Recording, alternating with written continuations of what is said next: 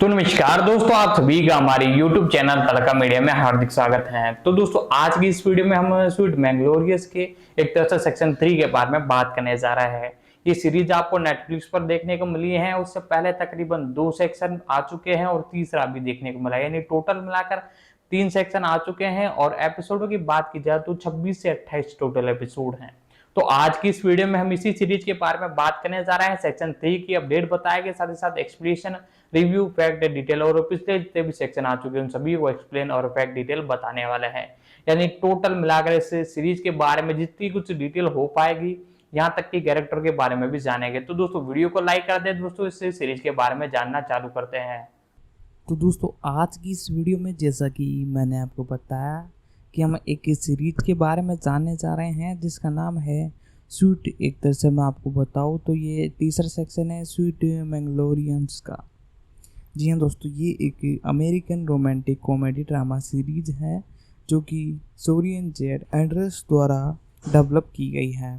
सोरियन वुडिट के स्वीट मैंग्लोरिया के उपन्यास इसमें जोहन ग्रेथ स्वीन और ब्रूक इलियन और हिटलर डेटली है। श्रृंखला का प्रीमियम आपको 19 मई 2020 को नेटफ्लिक्स पर हुआ था और जुलाई 2020 में श्रृंखला को दूसरे सीजन के लिए दोबारा एक तरह से साइन इन कर दिया गया था और 10 एपिसोडों के दूसरे सीजन का प्रीमियम 4 फरवरी 2023 को हुआ और इसी के बाद मई 2022 में सीरीज के तीसरे सेक्शन के लिए इसे दोबारा रिन्यू कर लिया गया था और जिसका प्रीमियम आपको अभी हाल ही में 20 जुलाई 2023 को देखने को मिला है। तो दोस्तों ये एक रोमांटिक सीरीज है और बेस है स्वीट मैंग्लोरिया बुक्स बाय शेरी वुडन्स पर और इसे डेवलप किया है सेल्डी जे एंडरसन ने। साथ ही साथ इसके अंदर स्टारिंग एक तरह से जो कैरेक्टर देखने को मिले हैं जोना ग्रेक्रिस और स्वीहर और बुकिट और इल्ट्रो और एल्तर हेडलेस, साथ ही साथ लोगन एलन और साथ ही साथ एनले के जुगेड, साथ ही साथ क्रूशन रोरवन, साथ ही साथ चेरी क्लीज और जेमी लैन स्पेस, साथ ही साथ डायमंड जोस्टन और ब्रांड इक्वियन और साथ ही साथ सीरीज मेडिन्स। इसमें कई कलाकार देखने को मिले हैं। इस पूरी सीरीज के अंदर टोटल जो एक तरह से म्यूजिक दिया है वो दिया है जेम्स जैनद्रिस ने। साथ ही साथ मुख्य रूप से यूनाइटेड स्टेट इसकी कंट्री है। और सेक्शनों की बात की जाए तो टोटल 3 सेक्शन आपको जैसे कि मैंने बताया और एपिसोड टोटल अब तक 30 आपको देखने को मिल चुके हैं। एक्सक्लूसिव प्रोडक्शन इसका सेडली वुड ने किया है, सेडली जे एंडरसन ने और साथ ही साथ डैन ब्रूशर ने भी। साथ ही साथ प्रोड्यूसर मेटल डार्की और एल्बर्ट टी डायरेक्शन 3 है। साथ ही साथ सिनेमेटोग्राफी का काम इसमें संभाला है ब्रेन जॉनसन ने। एडिटिंग इसकी की है ब्रेन एल्ब्रिन और जूसन पिल्कस ने। साथ ही साथ एल्सन ग्रेनी और मार्क शेरा इसके अंदर एडिटिंग में देखने को मिले हैं। लेंथ की बात की जाए तो 43 से 55 मिनट टोटल इसकी लेंथ है और प्रोडक्शन कंपनी इसकी डेनिस एल फ्यूजन प्रोडक्शन है। साथ ही साथ दोस्तों एक एक कैरेक्टर के बारे में पूरी जितनी भी डिटेल हो पाएगी सारी की सारी मैं आपके साथ शेयर करने वाला हूँ। तो वीडियो को कर दीजिए लाइक, चैनल पर नए हो तो चैनल को सब्सक्राइब कर दे। स्वीट मैंग्लोरियस साउथ कोरियन की 3 महिलाओं का एक बारे में बताती है जो कि बचपन से सबसे अच्छी दोस्त है, क्योंकि वह रोमांस, करियर और परिवार की जटिलताओं के माध्यम में एक दूसरे को एक तरह से साथ निभाकर चलती हैं और हर मुसीबत में वह तीनों एक दूसरे की एक तरह से मदद करती हैं। इसी की पूरी स्टोरी बनाकर ये जो सीरीज है आपके लिए बनाई गई है। इसके अंदर मैडी एक तरह से डासलैंड के रूप में, जोन गिरिजिन दक्षिण कोरियन के सैटर्न में 3 बच्चों के साथ हाल ही में अलग हुई महिला है। साथ ही साथ और भी कई कैरेक्टर हैं, उन सभी के बारे में जानेंगे। पहले 10 एपिसोड 19 मई 2020 को देखने को मिले और 4 फरवरी 2022 को 10 एपिसोड देखने को मिले दूसरे सेक्शन में और तीसरा सेक्शन 10 एपिसोडों के साथ आपको 20 जुलाई 2023 को देखने को मिला। प्रून इट आउट सबसे पहला एपिसोड है। नोरन बुल्कलिस के द्वारा इसे डायरेक्ट किया गया है। टेल्फी द्वारा सोनी जे एल्डर्स द्वारा इसे लिखा गया है। 19 मई 2020 को ये देखने को मिला। मैडली और बिल तलाक ले रहे हैं और इसी बात पर बहस कर रहे हैं कि घर कौन रखेगा। हेडन मेडियन को घर संभालने में मदद करती हैं। इसी बीच उसकी दोस्त डाना सू अपने एक तरह से सहयोगी बैंड को चोरी की शराब के कारण वह परिस्थितियों से निकालती हुई दिखती है।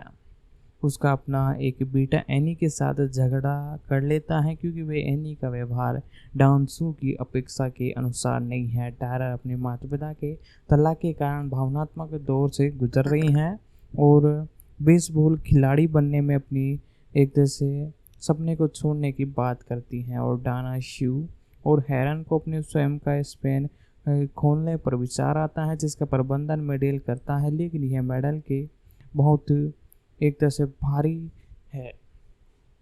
साथ ही साथ दोस्तों इसी के साथ दूसरा एपिसोड, तीसरा, चौथा, पांचवा ऐसे करते करते आपको एपिसोड देखने को मिले। साथ ही साथ हैनन और रायन अलग होने का फैसला करते हैं क्योंकि उसने हैनन के साथ बच्चा पैदा करने से इनकार कर दिया था, लेकिन हैरन लड़कियों को बुलाता है और उन्हें 2 बच्चे पैदा करने के बारे में तुरंत उसकी विशेष के मिलने के लिए अपनी योजना बनाता है। साथ ही साथ इसी के साथ एनी और फोर्स के लिए कहा गया है कि इसके बाद ग्रैंड ने नेली के साथ घूमने का फैसला किया है और डैरन शू से सुवरमैग के साथी और उसी पूर्व प्रेमिका मार्की का दौरा होता है, जिसका व्यक्तिगत कारण एक तरह से खरीदने की ज़रूरत होती है और डाना शू को रोनन के शहर में बुलाने में एक तरह से मजबूर किया जाता ताकि वह अधिकारिक तौर पर तलाक ले सके। साथ ही साथ जैक्सन सीसीओ टेर के साथ लड़ने का फैसला करते हैं और एनी या कोई और, या यदि कोई जीवित है तो साइमन पीछा करता है और सभी फ़ोन ले लेते हैं और टुकड़ों को एक साथ रखकर इस हाल ने डानन सू से पूछा कि क्या उसकी माँ है और बिली बैडन से उसे वापस ले जाने के लिए कहती है और जैक्सन सीशन को ट्रे के साथ लड़ाई करने के लिए उकसाता है, जिसके कारण कैरन उसका जवाब देने की कोशिश करता है और ट्रायन ने माइकल को हमेशा नज़रअंदाज किया जाने से परेशान करते हुए उसे बाहर फेंक दिया है। वह घर से बाहर भागता है और गिरोह उसका पीछा करते हैं और एरी और हेरन करीब आते हैं। महिलाओं और बिल सभी एक तरह से फ़ोन आता है और हेवन पर पहुंच जाते हैं, जहां टायर की कार पलट जाती है और क्राइम के बेहोश शरीर को स्टेज पर कार से बाहर निकाला जाता है। साथ ही साथ दोस्तों इसी के साथ सीज़न 2 आपको देखने को मिला था, जैसे कि मैंने बताया 4 फरवरी 2022 को ऑफिशियल रूप से नेटफ्लिक्स पर ही अवेलेबल है। साथ ही साथ तीसरा सेक्शन भी आपको देखने को मिला। प्रोडक्शन के बारे में बात कर लेते हैं। जी हाँ दोस्तों, हर सीरीज मूवी के लिए प्रोडक्शन बहुत इम्पोर्टेंट बात है। साथ ही साथ इसके प्रोडक्शन के बारे में बात की जाए, साथ ही साथ दोस्तों इसी के साथ मुख्य रूप से श्रृंखला का प्रीमियम 19 मई 2020 को हुआ और नॉर्मल बैकर निर्माता ने 6 एपिसोड का निर्देशन किया था और सह निर्माण मुख्य रूप से किया था। 30 जुलाई 2020 को नेटफ्लिक्स ने दूसरे सीजन के लिए श्रृंखला का एक तरह से रिन्यू कर दिया और साथ ही साथ इसका प्रीमियम 4 फरवरी 2022 को हुआ। 4 मई 2020 को नेटफ्लिक्स ने तीसरे सीजन के लिए श्रृंखला का फिर से नवीनीकरण कर दिया, यानी एक तरह से रिन्यू कर दिया। साथ ही साथ 20 मई 2019 को मोना पोर्टन ब्रूक और इलियट और हीथर हैडलर्स को मुख्य भूमिकाओं के लिए एक तरह से घोषणा की गई और 1 जुलाई 2019 को ये बताया गया कि क्रिस क्लेनर और जेम ली स्पिशन और जस्टिन ब्रूक ये श्रृंखला के नियमित कलाकारों के रूप में शामिल हुए थे। 1 अगस्त 2019 को जो आनो ग्लूसीवन को पोर्टन की जगह में मेडल लाइसेंस के रूप में चुना गया, जिसे मूल रूप से मुख्य भूमिकाओं के लिए चुना गया था। 4 मई 2021 को डायरन जोसन और बैडी क्विंस के दूसरे सीजन के लिए एक तरह से नियमित श्रृंखला में मुख्य रूप से पदोन्नत किया गया और 9 जुलाई 2023 को ये बताया गया कि एलन ग्रिस हैटन तीसरे सीजन के लिए बियॉन बेरिए और टारगिन की जगह लेते हुए कलाकारों में शामिल हुए। श्रृंखला के लिए मुख्य फोटोग्राफी 8 जुलाई 2019 को कोटिंग जॉर्जियन में हुई। दूसरे सीजन का फिल्मांकन अप्रैल 2021 में शुरू हुआ और जुलाई 2021 में समाप्त हुआ। सीजन 3 का फिल्मांकन जुलाई 2022 में शुरू हुआ। साथ ही साथ इसकी परफॉर्मेंस भी बहुत बढ़िया थी। इसकी रेटिंग की बात की जाए तो रेड टमेटोज़ में 9 समीक्षाओं के आधार पर 10 में से 6.2 की औसतम रेटिंग थी। दूसरे सीजन की समीक्षा 80% थी, 8 एक तरह से 10 में से 8 है। और नेटफ्लिक्स पर अपने पहले 30 दिनों के अंदर सीजन 2 को व्यापक स्तर पर 161 मिलियन घंटों बार देखा गया था, जो कि बहुत ही बड़ा रिकॉर्ड था। साथ ही साथ दोस्तों अब इसके जो कैरेक्टर हैं उन सभी के बारे में एक एक कर जान लेते हैं। जो कैरेक्टर आपको इसे एक तरह से सीरीज के अंदर देखने को मिले हैं उन सभी के बारे में एक एक कर सारी डिटेल में आपके साथ शेयर करने वाला हूँ। तो वीडियो को कर दीजिए लाइक। तो दोस्तों इस सीरीज के बारे में बात की जाए तो 20 जुलाई 2023 को इसे नेटफ्लिक्स पर रिलीज किया गया और अभी वीकली वाइज ये नंबर 3 पर ट्रेंडिंग पर पहुंच चुकी है। साथ ही साथ लगभग 50 से 60 कंट्रियों के अंदर ये ट्रेंडिंग पर पहुंच चुकी है। लोगों द्वारा इसे बड़ा प्यार किया जा रहा है और इससे पहले इसका सेक्शन 2 आया था जिसे टोटल मिलाकर लगभग 136 मिलियन फैमिलीज ने इसे देखा था और लोगों द्वारा इसका एक तरह से बहुत अच्छा रिस्पॉन्स देखने को मिला था। इसी के चलते सेक्शन 3 की भी अनाउंसमेंट कर दी गई थी और अभी आपको सेक्शन 3 देखने को मिला। इसे अब तक नेटफ्लिक्स पर 25 से 30 मिलियन फैमिलीज ने देख लिया है और साथ ही साथ इंडिया के साथ और भी कई कंट्रियों में ये ट्रेंडिंग पर पहुंच चुकी हैं। तो दोस्तों इस सीरीज के तकरीबन 3 सेक्शनों में से पहला सेक्शन मैंने आपको बता दिया, जितने एपिसोड थे मैंने उनकी एक्सप्लेनेशन शॉर्टली मैंने बताई। यदि आपको एक एपिसोड पर एक सेपरेट एक तरह से वीडियो चाहिए तो वो भी कमेंट कर दें, हम उस पर भी ला देंगे बहुत जल्द वीडियो। तो इसी के साथ अब सेक्शन 2 के बारे में जितनी भी अपडेट है सारी की सारी मैं आपके साथ शेयर करता हूं। साथ ही साथ फिर सेक्शन 1 लेके pre production, casting, releasing total सारी डिटेल बताएंगे। तो दोस्तों अब सेक्शन 2 के बारे में जानना चालू करते हैं। और दोस्तों इनके बारे में जानना चालू करते हैं। जो आना गार्सी सीवलर, जी हाँ दोस्तों इनका नाम है और गोर्शियस के नाम से इन्हें जाना जाता है। 10 अगस्त 1980 को एक अमेरिकन अभिनेता के एक तरह से अभिनेत्री का जन्म हुआ जिनका नाम एक तरह से गार्सियन था। वे are you afraid of the dark में सेमंस के रूप में अपनी भूमिकाओं के लिए जानी जाती हैं। 1994 से 1986 के बीच में फिक्स एंड नेगेशन में विकी पेम्पलिस और 1999 से 2000 के बीच में द डेब्ल्यूज और सीड्यूस और रेबन और जेना हर्मेट 2001 से 2007 तक उन्होंने प्रीवियस 2008 से 9 के बीच में वेदन वीडियो 2010 से 11 तक और एबियन फैक्टन 2012 से वंस ओपन ए टाइम 2013 से 18 में द एक्सप्लोर्ड वॉरियन क्लब में भी अभिनय किया जो कि बहुत ही फेमस थी और स्वीट मैंगलोरिया 2020 से वर्तमान तक। साथ ही साथ इन्होंने 2030 की नेटफ्लिक्स पर अल्टीमेट क्यूलर लव की मेज़बानी भी की, यानी एक तरह से उसे संभाला। और साथ ही साथ इनके बारे में पूरी डिटेल एक एक कर मैं आपके साथ शेयर करता हूँ। तो यदि चैनल पर नए हो तो चैनल को सब्सक्राइब कर लीजिए, बेल आइकन दबा कर इसे ऑल पर सेट कर ले ताकि हमारी जितनी भी अपकमिंग वीडियोज़ हैं उन सभी का नोटिफिकेशन आप तक पहुँच सके। साथ ही साथ जहाँ तक हो सके इस वीडियो को अपने दोस्तों तक भी शेयर करें ताकि वो भी इसे देख सके। तो दोस्तों इनके बारे में सारी कुछ डिटेल मैं आपके साथ शेयर करता हूँ। 10 अगस्त 1980 को इनका जन्म हुआ था और तकरीबन 44 साल इनकी उम्र है। टाम्बा लेब्रोडी यूएसए में हुआ। मुख्य रूप से इन्हें जो एक तरह से जो आना क्लेसी इस वर्ष के नाम से भी जाना जाता है। मुख्य रूप से ये एक अभिनेत्री है और 1992 से इस इंडस्ट्री में काम कर रही हैं। साथ ही साथ इनके जीवन साथी निक सीवसन 2010 में बने और इनके 2 बच्चे भी हैं। साथ ही साथ ग्रेल्सन का जन्म टाम्पा फोल्डिड में स्पेन मूल की गृहिणी और पूर्व प्राथमिक विद्यालय की शिक्षिका लोरेन और क्यू की स्त्री रोग विशेषज्ञ जैसन ग्रोन में 1975 से 19 के बीच में उसका एक भाई एक माइकल ग्रीस उन्होंने 10 साल की उम्र में प्रदर्शन करना शुरू किया। डिज्नी चैनल ने उन्हें खोजा लेकिन उनके माता पिता ने पहले स्कूल को महत्व दिया। तो दोस्तों इसी के साथ सारी कुछ डिटेल मैं आपके साथ शेयर करता हूँ, वीडियो को लाइक कर दे। साथ ही साथ इसके अंदर फ्लोरिड ने रहते हुए गुलशन ने सीक्वल डीसी सेकंड न्यू और सुपर वुल्स और सप्ताह की कई फिल्मों में अंतिम भूमिका निभाई। हाई स्कूल में भाग लेने के दौरान उसने निक्लोडियस द्वारा फिर से खोज की और यू अफ्रेड ऑफ डार्क समर्थन के रूप में 3 सीजन का अभिनय किया। ये फ्रोडेंट एरियर कनाडा पहुंची जहां पर शो में फिल्मांकन किया। उन्होंने 15 साल की उम्र 1994 के टेलीविजन नाटक और पार्टी ऑफ 5 में आवर्ती चित्रण की भूमिका के लिए कास्ट किया। क्रिस एंड क्रिस 1999 से 2000 के बीच में आवर्ती भूमिका थी, जिसमें उन्होंने VVMPLB किरदार निभाया था, जो कि लोकप्रिय निकुल चीरलीड थी और परमजीत और लेक्चर है। उन्होंने मुख्य समय के लिए फ्रूडन इंस्टीट्यूट यूनाइटेड कॉलेज में दाखिला लिया, जहां उन्होंने डेंटल के अंदर मुख्य अभिनय किया।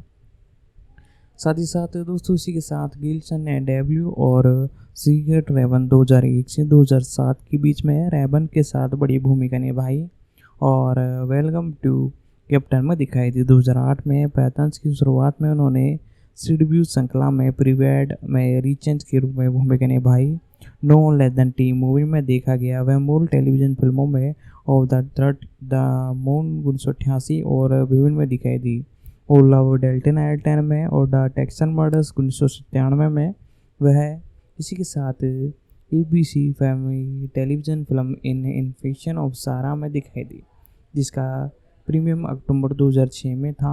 2008 में उन्होंने ए वेर मेरी टॉम्टर ऑफ द ब्राइड में रॉक्सेंस की भूमिका निभाई थी। ABC family television film revenge of the डेक्यूस में उनकी प्रमुख भूमिका थी। 2009 में गुलशन ने सीडीयू नाटक गोल्ड सिकल्स में ब्री बैलगंस की भूमिका निभाई, जो कि अपनी अपमानजनक दृष्टि में से अमेरिका जैसी थी, जो कि राजनीतिक रूप से प्रतिक्रियाशील थी लेकिन एक रूढ़िबद्ध दीक्षित परिवार में से है।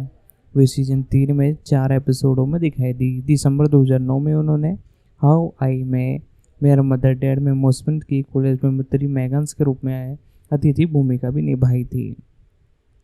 भूषण ने ABC see God tell with you में अभिनय किया। शो 2 बहनों पर केंद्रित था जो अपने रोमांटिक रिश्तों में अलग अलग बिंदुओं पर थी और एक विवाहित थी और दीर्घत रिश्ते में थी और दूसरी एशियन बैंड में मुख्य भूमिकाओं में थी।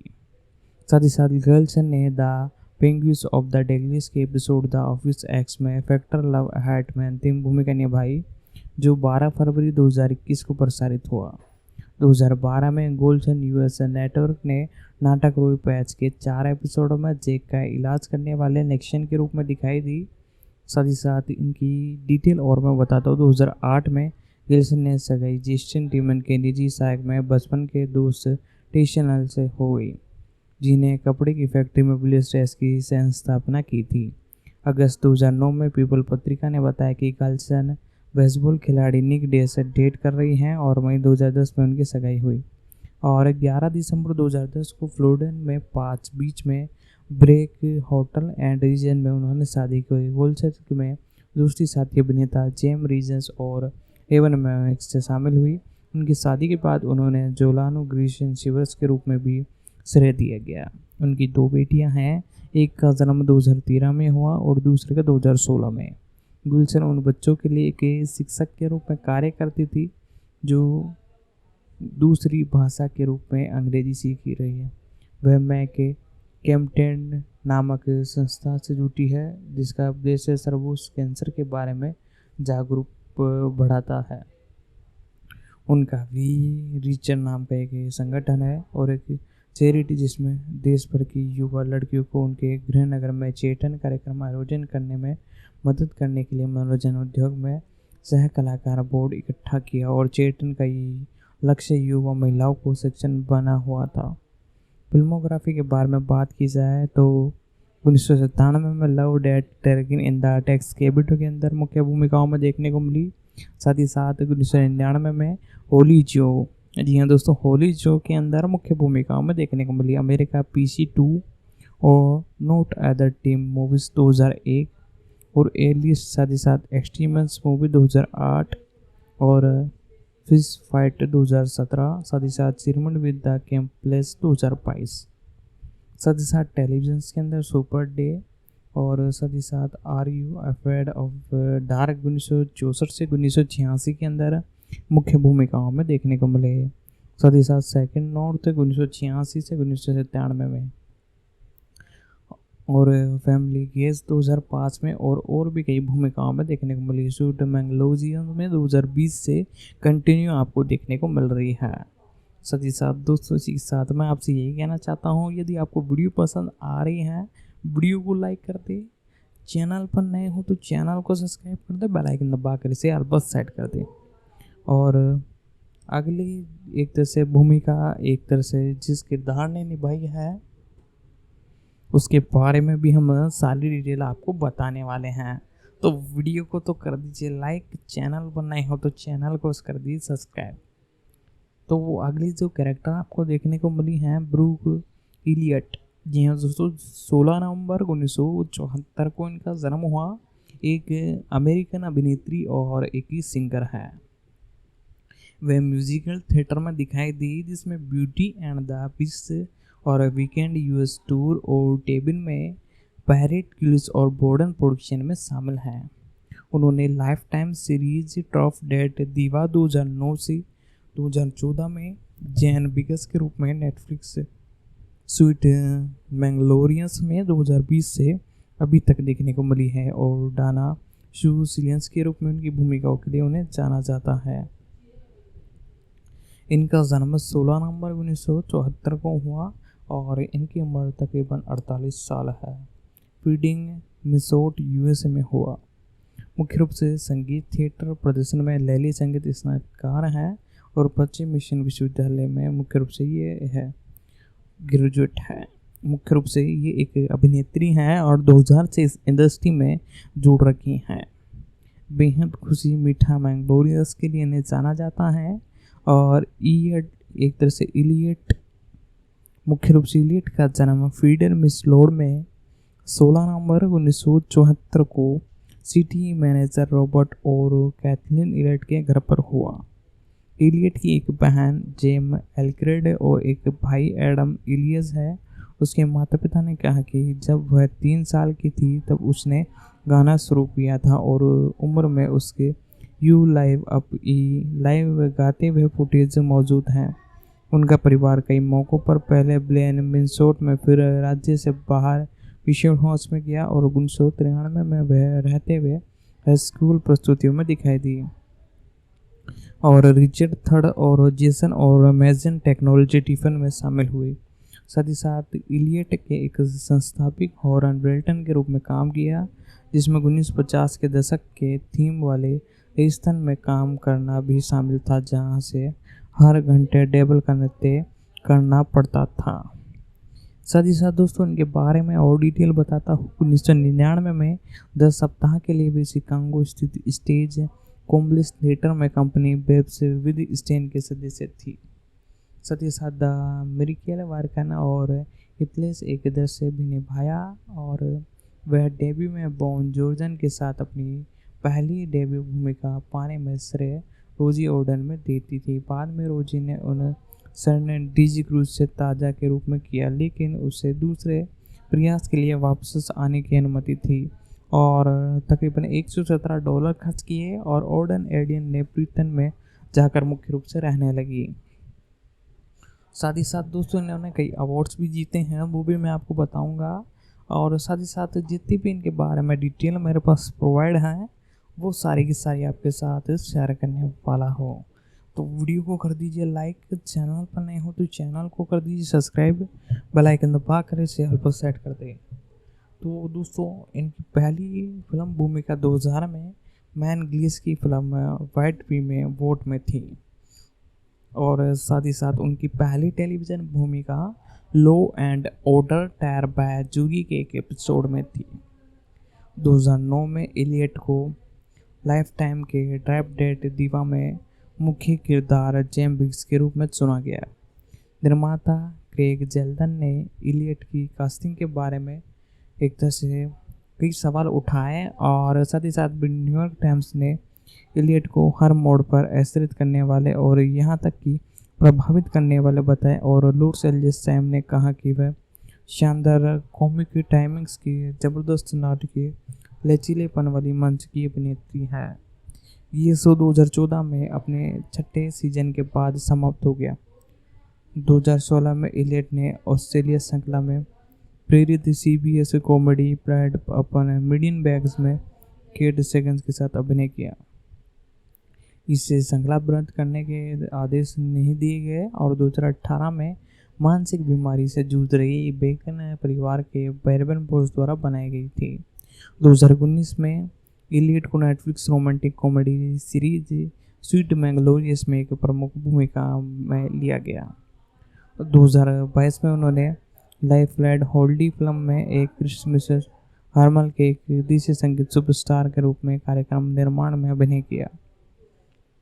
साथ ही साथ ड्रॉप डेड एटिवंस ने मुख्य किरदार के रूप में अपने समय के दौरान इलियट ने टेलीविज़न पर स्पिल साइज अभिनेता की धारणा पर चर्चा की और उनके शरीर के प्रकार के मान्य आकार के रूप में वर्णित करते हुए कहा, अमेरिका में अधिकांश महिला मेरी तरह दिखाई देती और यह शो के बारे में मुझे कुछ पसंदीदा थी।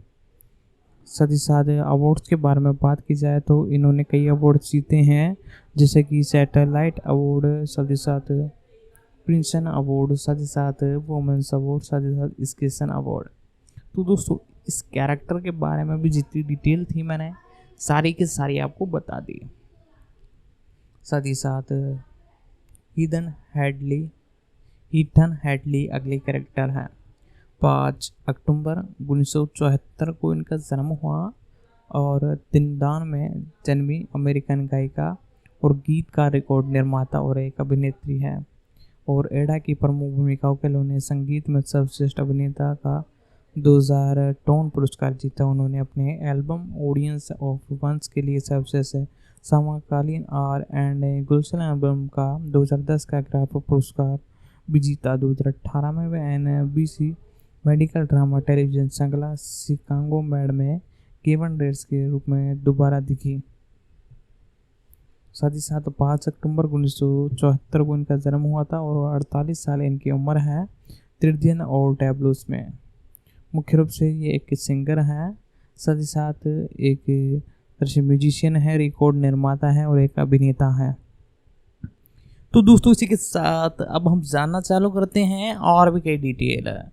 जी हाँ दोस्तों, जैसा कि हम बात कर रहे थे इस कैरेक्टर के बारे में, तो हैडलिंस का जन्म तिनिदान हैनन के हैरी हैडल्स की बेटी के रूप में हुआ और साथ ही साथ एक तरह से उनकी उम्र में अपनी माँ और भाई एनियर जूनियर के साथ संयुक्त राज्य अमेरिका में पोर्टन वेंडियंस चली गई, जब उनके पिता को Makan state church of God के एक तरह से मुख्य रूप से कार्यालय में पादरी के रूप में नौकरी के लिए पेशकश की गई और एंडरसन एडियंस में हेडन ने ब्रिटन हाई स्कूल में पढ़ाई की और उनके रीजन शो गायक कीर्तन का सदस्य था और साथ ही साथ स्कूल में फर्निकल्स के निर्माण में फैनबी ब्रिज के रूप में भी अभिनय किया और हाई स्कूल में स्नातक होने के बाद हेडली ने अध्ययन किया।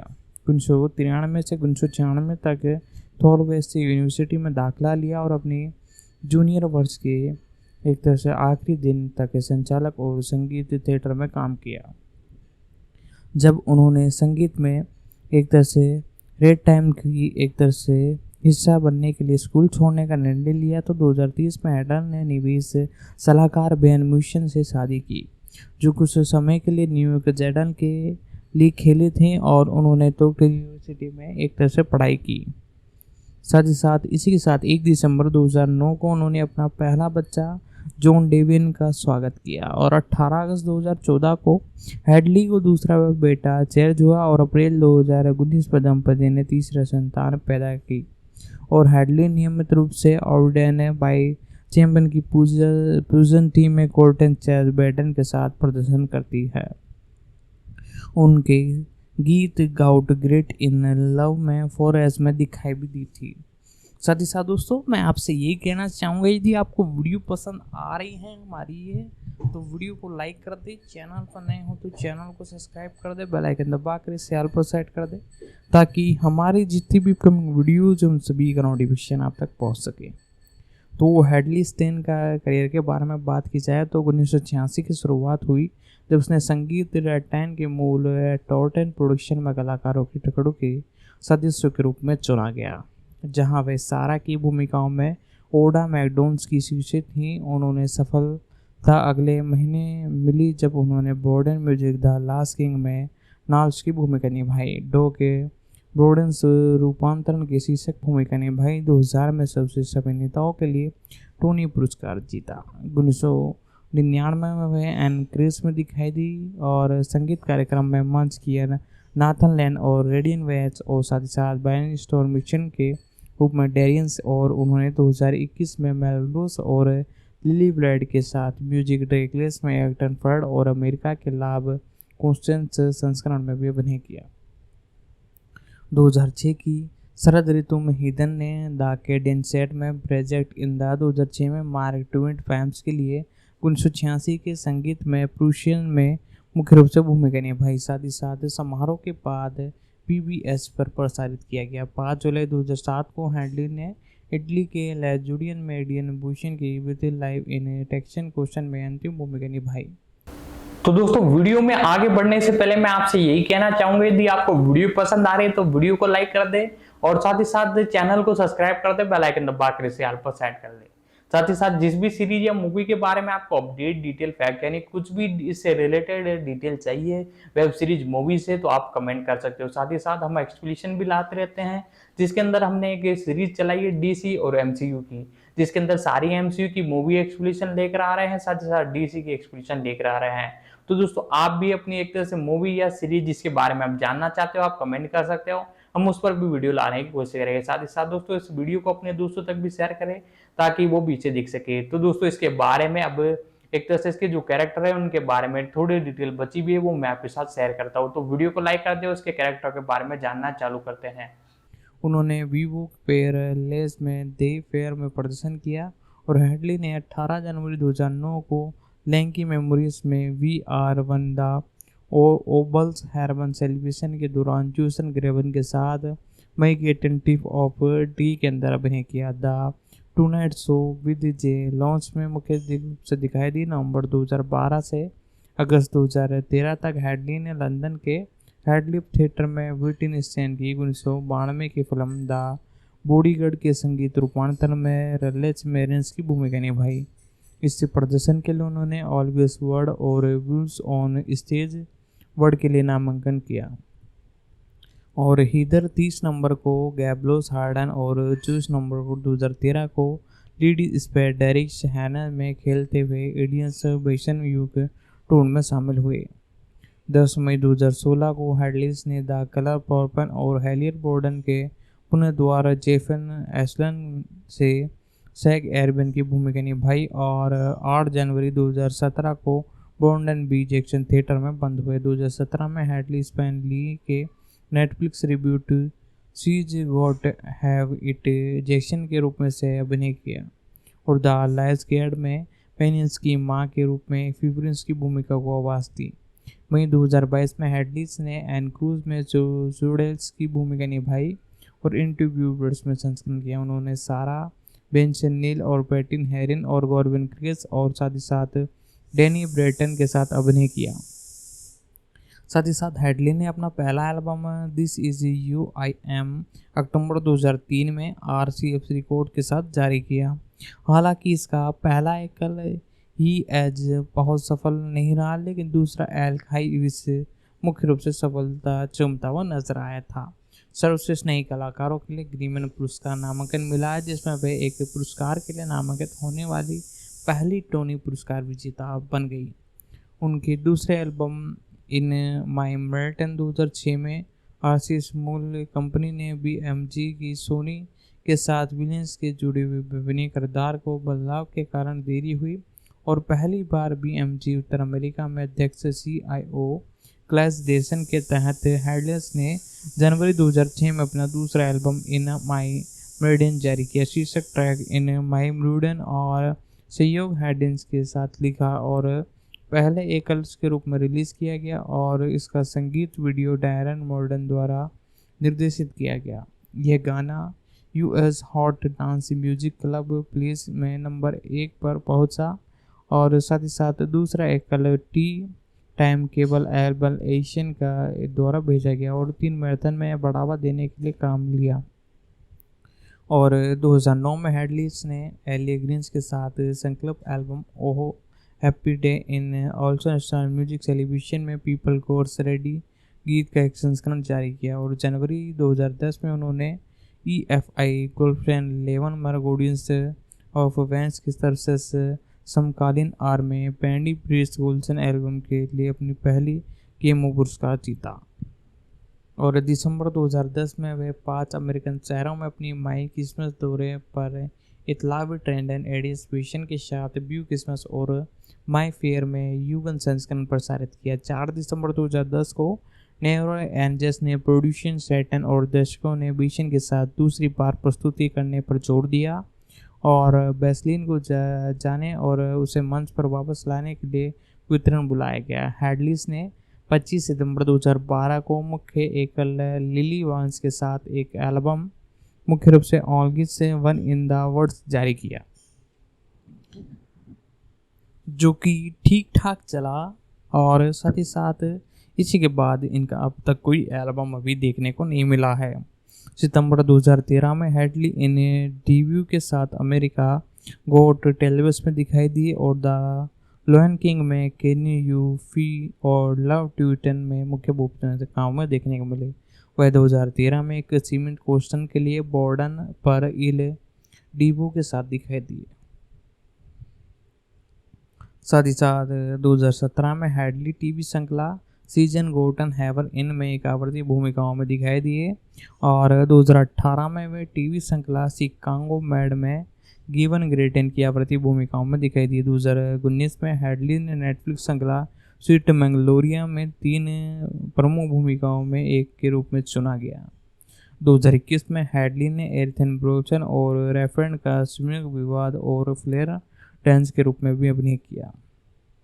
डिस्कोग्राफी भी कुछ खास नहीं है, फिल्मोग्राफी के बारे में बात करते हैं। साथ ही साथ दोस्तों अब इसी के साथ इनकी फिल्मोग्राफी के बारे में जान लेते हैं और फिर बाकी जितनी भी डिटेल हैं उन सभी को हम कंप्लीट कर आपको बताएंगे। तो वो दोस्तों इसी के साथ इनकी फिल्मोग्राफी भी बहुत ही ज़बरदस्त देखने को मिली है, जिसके अंदर 1992 के अंदर इन्हें विचलन के अंदर देखने को मिली थी।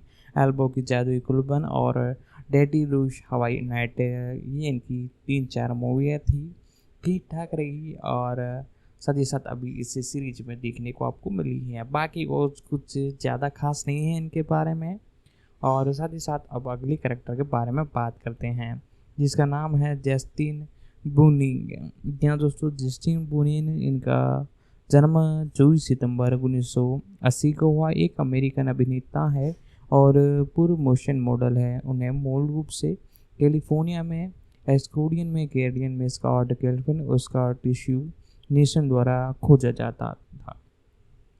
एक सप्ताह के भीतर में ब्रिशन बेयर के साथ एक तरह से तस्वीर शूट कर रही थी और 2003 में उनका अभिनय करार शुरू हुआ जब उन्होंने दिन के नाटक ऑल माय चिल्ड्रन में जिमी मॉर्टन की भूमिका के लिए चुना गया, जिसमें उन्हें इस किरदार के लिए 2005 में सोप ओपर एजेंट अवार्ड मिला।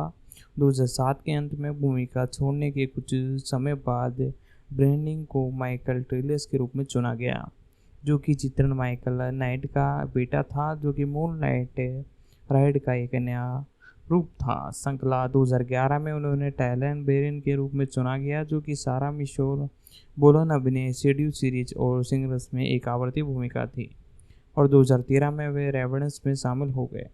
साथ ही साथ दोस्तों इनके बारे में और डिटेल बताओ तो 24 सितंबर 1980 को इनका जन्म हुआ था और तकरीबन 43 साल इनकी उम्र है। सेट हेल्बन नॉर्वेज यूएसए में हुआ। मुख्य रूप से एक अभिनेत्री हैं, मॉडल हैं और 2003 से इस इंडस्ट्री में जुड़ी हुई है। साथ ही साथ इनकी और भी डिटेल हैं जो कि मैं आपके साथ शेयर करने वाला हूँ। तो दोस्तों इनके टोटल मिलाकर 3 बच्चे हैं और साथ ही साथ 2005 में इन्होंने शादी की थी। जस्टिन ब्रूडेन का जन्म 24 सितंबर 1980 की सेट हेल्बन लोमस में हुआ और सेट हैनन लोमस की जनसंख्या 85 के छोटे शहर में पली पड़ी। उन्होंने केवल 9 सहपाठियों के साथ हाई स्कूल में ग्रेजुएशन की। स्नातक स्तर की पढ़ाई के बाद ब्रूनिंग सैन डियंस कैलिफोर्निया चली गई। यहीं पर उन्होंने सैड डिग्रोस के उत्तर में क्वेश्चन में मेडेन स्कॉट इंटरनेशनल पर प्रभावित स्टॉक शू नेशनल द्वारा खोजा गया था। इसके तुरंत बाद कैपलोड ने उन्हें एब्रन क्रो एंड फ्रीजर के लिए पहली मॉडलिंग नौकरी दी और अपनी पहली वेबसाइट की नौकरी के बाद ब्यूनिंग को कैलफोर्ड द्वारा अभिनय का अध्ययन करने के लिए प्रोत्साहित किया गया और ऑल माई चिल्ड्रन की कास्टिंग के निर्देशक जूडी विलिस ने उन पर ध्यान दिया और बुकनिंग की मूल रूप से ओ माई चिल्ड्रन में जीरन चरण की भूमिका के लिए ऑडिशन दिया, लेकिन अंततः जुलाई 2030 में उन्हें जेएम मॉर्डन की भूमिका के लिए चुना गया और थोड़े समय के लिए 2005 और 2004 में ब्यूटन ने भी भूमिका निभाई और एक कोर्स ओवर स्टोरलाइट के दौरान वन लाइफ टू लिव में जेमिन मॉर्डन और जेमिन की भूमिकाओं के दौरान ब्यूनिंग ने टी पीपल्स हाउस में स्टार बाइनस की सबसे हॉट स्टोर के रूप में चित्रित की गई। साथ ही साथ सोप ओपनर में अपने काम के अलावा उन्होंने होम एंड कैथ में अंतिम भूमिका निभाई। फिल्म फैट गर्ल्स में एक छोटी भूमिका निभाते हुए नजर भी आई। वह सुपरमैन D10 सुपरमैन की भूमिका के लिए तैयार थी, लेकिन यह भूमिका ब्रैंडन राउस ने जीत ली और वह ब्रिटेन से संगीत वीडियो में वर्जन में दिखाई दी। 2 नवंबर 2007 को ये घोषणा की गई कि ब्रोडिंग NBC पर 2 घंटे की फिल्म के मूल नाइट राइड श्रृंखला के एक नए संस्करण में अभिनय करेगी, जिसमें मूल NBC ने फिल्म की सफल रेटिंग के बाद पहली को एक श्रृंखला के रूप में जारी करने का निर्णय लिया और 2008 से 2009 के लिए टेलीविजन सीरीज के लिए इसकी शुरुआत के लिए आधिकारिक श्रेणी शुरू की। 2011 में बैंडिंग ने सीडब्ल्यू रहस्य श्रृंखला रीगन्स पर एक आवृत्ति भूमिका शुरू की और 2012 में उन्होंने ABC पारिवारिक नाटक स्विच एंड ब्रथ में एक आवृत्ति भूमिका शुरू की और 2013 में NBC नाटक ग्रेज एंड ट्रोन में पिरामिड मेडन्स के रूप में आवृत्ति भूमिका निभाई। उनके बाद उन्होंने 2013 में बीटी लिटिल लास स्पिन ऑफ रेवन में श्रीमती सीजन में अभिनय किया। 2018 में उन्होंने होम मार्ग चैनल की टीवी फिल्म लास्ट वॉर्कन में क्रिसमस के सहायक नेशन के रूप में चुना गया और ब्रिनिंग ने सोप ओवन के सेट ऑफ माय चिल्ड्रन की पूर्व सह कलाकार एलेक्स हॉर्बन को प्रस्तुत किया। उनकी शादी 5 जून 2005 को हुई। रोमांटिक रिश्ते में आने से पहले दोनों दोस्त थे और ब्रिनिंग के अलावा माय चिल्ड्रन छोड़ते हुए कुछ ही समय बाद हेवन से बाहर निकल गई और दंपति लॉस एंजलिस चली गए और 10 अगस्त 2010 को उन्होंने और हेवन ने अपने पहले बच्चे बेटियन लूशियन ब्रूइन का स्वागत किया। फिल्मोग्राफी के बारे में बात करते हैं इनकी तो 2006 में फैट गर्ल्स 2006 में और किंग नाइट राइडर 2008, साथ ही साथ 2010 में क्लास और साथ ही साथ 2012 में ब्लू एडब्ल्यूशन और साथ ही साथ द थैंग्रीज हाउस 2013 में द मोस्टर प्रोजेक्ट 2017 में और ही इज आउट देयर 2018 में इन एक तरह से इंडिविजुअल 2018 में लास्ट बैरमेट एक तरह से चेयरमेट्स 2018 में। इनकी टेलीविजन के अंदर भूमिका ऑल माय चिल्ड्रंस 2003 से 2007 के बीच में 2011 में देखने को मिली और वन लाइफ ऑफ लिव 2004 से 2005 के बीच में और होप है फेटल 2004 में और 3 IDS 2006 में और क्लोड क्रश 2007 से 2007 में CSI मिनियंस में देखने को मिली और केनाइट राइडर्स 2008 से 2009 में और किस्टन 2011 में और भी कई भूमिका थी जिनके अंदर मुख्य भूमिकाओं में देखने को मिले लूफ्रियस 2020 के अंदर। और साथ ही साथ दोस्तों इनकी मुख्य भूमिका फ्रेंडली किस्टोन विलेज एक जैसे अगले कलाकार हैं, इनके बारे में भी जान लेते हैं। दोनों बहुत अच्छे दोस्त थे और इनके बारे में अब जानते हैं हम फ्रेडलिन किस्टोन क्लेरेंस के बारे में।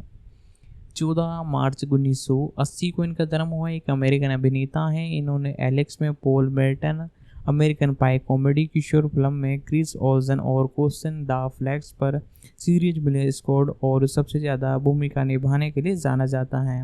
हाल ही में नेटफ्लिक्स श्रृंखला स्वीट मैंगलोरियस में बिल टाउनेस के रूप में देखने को मिले हैं और फ्रेंडली फिस्टोन क्लेज और साथ ही साथ 14 मार्च 1980 को इनका जन्म हुआ है और तकरीबन इनकी उम्र 44 साल है।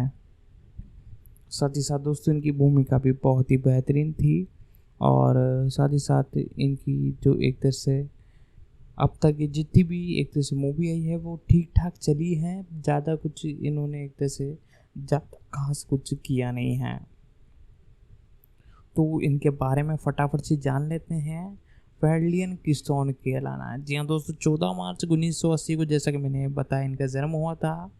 मुख्य रूप से केलन का पालन पोषण ब्रूफील्ड इन लोनियस में हुआ।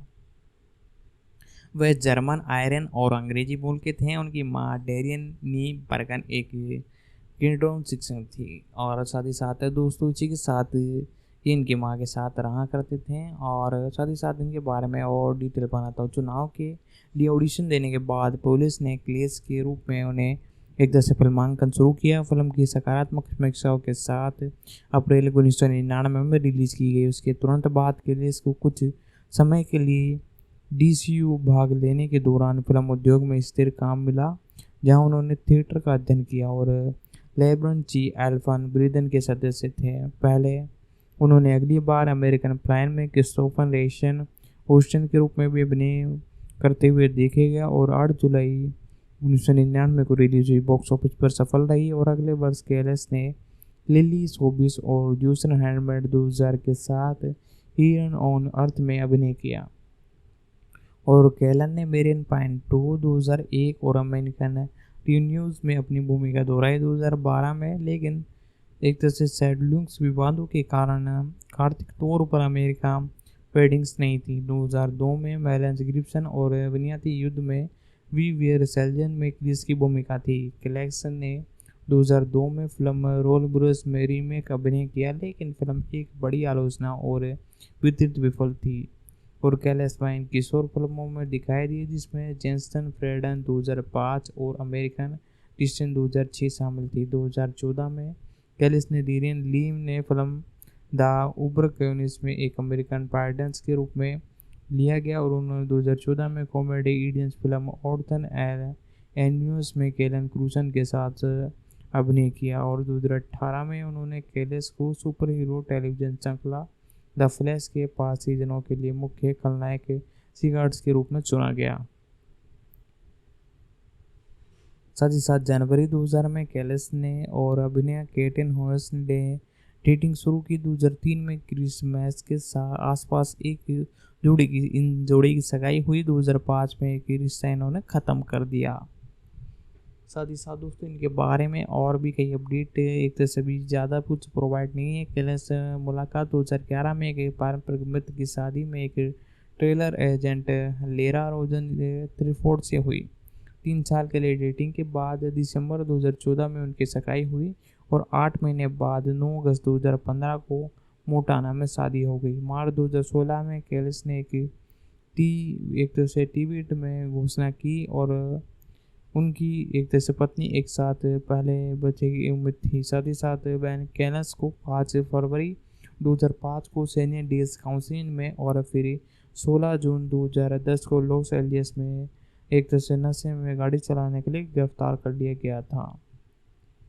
फिल्मोग्राफी के बारे में बात की जाए तो इलेक्शन 2099 एक तरह से 1999, अमेरिकन पेस 1999, साथ ही साथ हीरो ऑन अर्थ 2000 और से इट्स स्टोन और अमेरिकन पुलिस 2 और रोल बस 2002, we were soldiers 2002, the unit stand off the लेडन, साथ ही साथ जस्ट फ्रेंड्स 2005, अमेरिकन ड्रीज 2006 और साथ ही साथ लेंजन 1 मिली और द गुड लाइफ और डे हीरो, साथ ही साथ न्यूयॉर्क सिटी सरेंडर्स, साथ ही साथ हैंडिक्स एंड मिल्क 2008 और साथ ही साथ प्ले डेट 2009 और counting in the crossfields 2010, American डेनियस 2012, गेम ऑफ केस 2016, साथ ही साथ द कैम्पलीशन 2018 और बैनवर्स 2 और साथ ही साथ the electric play background 2002, American dead और द विजन ऑफ एक द नाइट और वेलकम टू द कैप्टन और द गुड गेज 2010 और ब्लू फिश के अंदर भी मुख्य भूमिकाओं में देखने को मिली। साथ ही साथ इनकी भूमिका कई जगह देखने को मिली, ट्रॉन ऑर्पन्स 2012 और मोर्टिन और डैगरट, साथ ही साथ अभी हाल ही में द फ्लैश के अंदर 2018 से 19 के बीच में ये आपको देखने को मिली हैं। साथ ही साथ दोस्तों द ग्रेडस में और स्वीट मैंगलोरियस में अभी ये देखने को मिल रही है, 2020 से कंटिन्यू जुड़ी हुई है। साथ ही साथ अभी भी ये रोल के अंदर देखने को मिली हैं। और दोस्तों इनके बारे में जितनी अपडेट थी मैंने बताई। और अब हम बात करेंगे अगले कैरेक्टर के बारे में, जिनका नाम है Jamie Lee Spears. Jamie Lee मेरिन स्पियस का जन्म 4 अप्रैल 1991 को हुआ। एक अमेरिकन अभिनेत्री और गायिका है। उन्होंने निकलोडियंस दी स्कॉट जोस 101 और 2005 से 2008 और इसी सीक्वल फिल्म जोन्स 101 से 2003 में जूही बुक्शन और Netflix romantic comedy drama series sweet melodious में 2020 से वर्तमान तक देखने को मिली है। और वह गायिका ब्रिटन स्पिन की छोटी बहन है। जेमी ली मेरी स्पिन्स का जन्म मुख्य रूप से 4 अप्रैल 1991 को हुआ और इनकी उम्र तकरीबन 32 साल है। मुख्य रूप से ये एक अभिनेत्री हैं और सिंगर हैं। और साथ ही साथ जेमी बोस्टन 2014 में इन्होंने शादी की 2 बच्चे भी है। साथ ही साथ दिसंबर 2007 में शुरू होकर 16 साल की उम्र में अपनी गर्भावस्था की घोषणा करने के बाद स्पेन मीडिया के महत्वपूर्ण ध्यान को विवाद पर विषय बनी और एक गलत धारणा बढ़ने के लिए जो 101 को रद्द कर दिया गया। और अंतिम सीजन में फिल्मांकन सितंबर 2007 में एक तरह से पूरा हुआ, लेकिन अगले वर्ष इसका प्रीमियम नहीं होगा। और 2008 में बच्चे को जन्म देने के बाद उन्होंने 5 साल के लिए अभिनय करना बंद कर दिया। स्पिन 2013 में अपने अंतराल में लौट आई और देसी संगीत में अपने पहले ईपी द ग्रिज 2014 से अपने पहला एकल हाउ कुड आई वॉट में रिलीज। साथ ही साथ दोस्तों इसी के साथ इनकी बहुत ही एक तरह से भूमिका कई जगह देखने को मिली है, क्योंकि ये कई बार ब्रेक ले चुकी है इस इंडस्ट्री से। तो दोस्तों मुख्य रूप से इनके बारे में और डिटेल में बताता हूँ। स्पेल 2013 में अपनी अंतराल में लौटी और देश के संगीत में पहली ईपी द ग्रिज 2014 मुख्य रूप से इन्होंने पहला एक हाउ ग्रिज रिलीज किया। और 2015 में स्पिन्स ने एक तरह से जाना कैरियर्स प्रणाम और प्लेटन सिंगर्स के अंदर 2011 से पहले 2013 में ईपिन के नेशन में एक पत्रकार लेखन में भाग लिया। और स्पिन्स का जन्म मैकबोदियन मिशन में हुआ था और उनका पालन पोषण कैटलूस इल्यूशन में हुआ। साथ ही साथ दोस्तों फरवरी 2002 में 11 साल की उम्र में स्पेन पैरामाउंट पिक्चर्स की ड्रामा फिल्म कोथरोड में अभिनय के लिए शुरुआत की, जिसमें उनकी बहन ने भी अभिनय किया। उन्होंने केंद्रीय चेरियन लूजन गेरेंस की भूमिका निभाई। स्पिन्स ने ब्रिटेन के चित्रण की युवा संस्करण को निभाते हुए एक कैमियो किया। और गोल्डन्स के बाद निकलोडियस ने स्क्रेच कॉमेडी श्रृंखला और डैट के 8वें सीजन में स्पिन्स को नियमित कलाकार के रूप में लिया। स्पिन्स ने 2 सीजन की विभिन्न भूमिकाएं निभाई। स्पिन्स नेटवर्क पर अन्य भूमिका निभाने के लिए श्रृंखला के 10वें और अंतिम सीजन पर वापसी नहीं आई। अगस्त 2004 में स्पिन्स ने निकलोडियंस के साथ एक विकास समझौता का हस्ताक्षर किया, जिसमें वह नेटवर्क पर प्रसारित होने वाली स्क्रिप्ट टेलीविजन श्रृंखला में गायक के रूप में अभिनय करेंगे। श्रृंखला का नाम जोन 101 रखा गया और स्पिन्स ने जोए ब्रूस की भूमिका निभाई। श्रृंखला जोन्स और उसके दोस्त पर केंद्रित है और एक काल्पनिक बोर्डिंग स्कूल फ्रेशन कोर्स अकादमी के PCS में पढ़ते हैं। और स्पिन्स ने श्रृंखला का थीम संगीत फॉल में रिकॉर्ड किया, जिसमें अपनी बहन ब्रिटेन सियोस ने लिखा और कैलिफोर्निया में मिलबिस में पैरामाउंट विश्वविद्यालय में फिल्माया गया। श्रृंखला का प्रीमियम 9 जनवरी 2005 को मुख्य रूप से किया गया और पीएस कॉमेडियंस ने 2 मई 2008 को प्रसारित हुआ। और स्पिन्स ने 16 साल की उम्र में गर्भवती होने की घोषणा के तुरंत बाद निकलोडियंस ने एक बयान जारी किया, जिसमें कहा कि नेटफ्लिक्स स्पीड के फैसले का सम्मान करती है और जिम्मेदार होने और ध्यान देने की इस प्राथमिक चिंता उसकी भलाई के लिए थी। साथ ही साथ दोस्तों इनके संगीत वीडियो भी कई थे और साथ ही साथ इनकी सारी डिटेल मैंने बता दी हैं। और इसी के साथ इस मूवी के अंदर जो एक तरह से 20 से जिस पर हैं और साथ ही साथ जिन्होंने इस मूवी को बनाया है उन सभी के बारे में हमने कई डिटेल हमने जाननी है। और साथ ही साथ इसी के साथ एक और कैरेक्टर बाकी हैं जिनके बारे में हम सारी डिटेल अब हम आपको बताने जा रहे हैं। बैडन क्लीवन। जी हाँ दोस्तों, ये भी इस सीरीज़ के अंदर देखने को मिले हैं। बैडन क्लीवंस इनका पूरा नाम है और बैडन सिंग्लोजियस के नाम से भी इन्हें जाना जाता है। 7 अक्टूबर 1977 को एक अमेरिकन टेलीविजन की फिल्म में अभिनेता है। उन्होंने अपनी करियर की शुरुआत 1988 में फिल्म एक्सप्रेस आइट टू गेलियस में चार्ल्स मार्फिन्स के रूप में की। बेर्डिन क्लोज 7 अक्टूबर 1987 को इनका जन्म हुआ। 45 साल इनकी उम्र है। कोलराइड के अंदर हुआ। मुख्य रूप से ये एक अभिनेत्री हैं और 1988 से इस इंडस्ट्री में जुड़ी हुई है। इन्होंने अपनी टीवी श्रृंखला और फिल्म में अभिनय किया, जैसे कि chicken soup, for the flows और द नाइमर रूम और बिग बुल्स, और साथ ही साथ स्वीट मैंगलोरियस के अंदर मुख्य भूमिकाओं में भी देखने को मिली है। साथ ही साथ क्रूज ब्रिटेन आयरन और डच मूल की हैं। क्रूज को कैपन्स में बिग इवोल्यूशन और टॉम डोरकिन की भूमिकाओं के लिए भी लिया गया। उन्होंने स्वीकार किया और उन्हें शुरू में ही पता था और शहर का फिल्मांकन शुरू मोशन किया। और साथ ही साथ कई मूवीज़ के अंदर भी देखने को मिले। साथ ही साथ दोस्तों इनके बारे में जितनी डिटेल हो सकती थी मैंने बताई। और अब हमें इसके जो एक तरह से कैरेक्टर और इसमें देखने को मिले हैं। एक तरह से म्यूजिक के अंदर ओपनिंग के अंदर निकल क्रिक्स पहले निकल क्रिक बैंड के नाम से जाना जाता था और एक अमेरिकन ब्लूग्रास बैंड है जिसमें क्रिस थेराई और मेडलिस और भाई बहन सारा वोल्टन फ्रेडस और चेनी वोल्टिंग ग्रीडस शामिल है। 1989 में दक्षिण कैलिफोर्निया में स्थापित हुआ। उन्होंने 1983 और 2006 के बीच 6 एल्बम जारी किए। बैंड ने 2000 में एलियस क्रॉस द्वारा निर्मित एक प्लेटिन सोनियन और सोनियस एल्बम के साथ शुरू की, जिसने कई ग्रेप में CF नामांकन अर्जित किया। साथ ही साथ दोस्तों इस बैंड के बारे में और कई डिटेल हैं इनके चौथे एल्बम में डिस साइड के सर्वश्रेष्ठ समाकलन लोकन और एल्बम के लिए 2003 में ग्राफिक पुरस्कार जीता। 5वें स्टूडियो एल्बम और संकलन एल्बम के बाद बैंड ने अपना 2007 में फेलियस और स्विस में अंतर की घोषणा की। बैंड के सदस्यों ने एक तरह से कई एकल परियोजनाओं के बाद निकोल क्रिक ने 2014 में एक नए एल्बम उसके बाद दोहरे की घोषणा के साथ सुधार किया। सो वोस्किंग और क्रिस थेले द्वारा एक ही संगीत प्रशिक्षण जॉन म्यूरन के साथ मैंडलोरियस की शिक्षा लेने के बाद वोस्टिन और थैल परिवारों की मुलाकात हुई। सारा वोस्टिन ने मूर डेलबर और डेनी केपन के साथ अध्ययन किया और बैडन नामक बयान बोलियन के एक संगीत में आए और जो कि सारा वोस्टिन के डिफेंड प्रशिक्षण थे। निकोल क्रिक का पहला प्रदर्शन 1990 में हुआ। कैलिफोर्निया के कल्बस हेड एंड प्रीजी प्लेस में हुआ।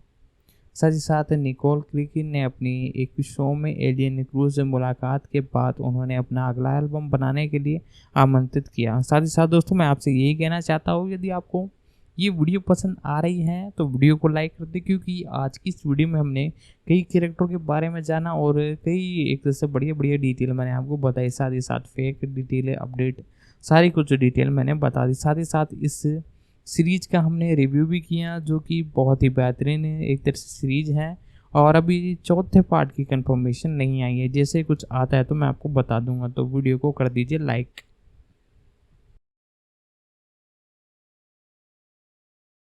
तो दोस्तों आज की इस वीडियो में हमने इस सीरीज के बारे में अपडेट जानी, प्री प्रोडक्शन कास्टिंग, साथ ही साथ इसके 3 सेक्शन आ चुके हैं, तीनों सेक्शनों के बारे में जाना और साथ ही साथ रिलीजिंग, इसका परफॉर्मेंस क्या रहा, IMDb रेटिंग भी बहुत एक तरह से ठीक ठाक थी।